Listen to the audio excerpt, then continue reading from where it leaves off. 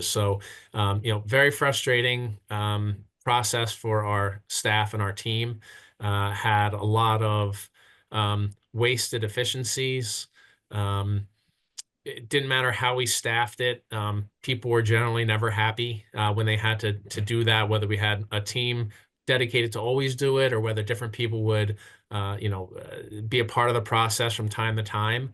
Um, they wouldn't necessarily look forward to that day or that time period in their day when they really needed to deal with the insurance companies and go through the prior authorization process. So, um, like I said, we started with Infinix probably about 4 or 5 years ago, and um, for me, from a practice management perspective, some of the challenges I had were that, I had no insight in terms of looking into the future, knowing exactly where we were today, how we were for surgeries that are coming up in the next week or 2 weeks or 3 weeks or even tomorrow, and what the status was.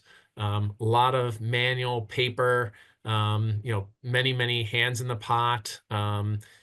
Staff member calls out and you're going through their desk and looking through their folders and their sticky notes and everything else, trying to decipher where things are at.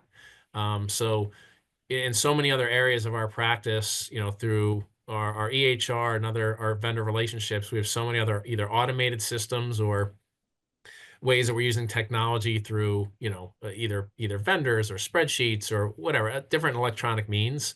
And that was, it became pretty clear that it was going to be really hard for me to recruit and retain and keep staff needing to do this.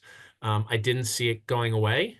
Um, Now, hopefully, I know as we all know, there's a lot of legislation on the table happening currently in Congress, and there's been big pushes by medical groups to make some changes, and I think we're all hopeful that that will happen.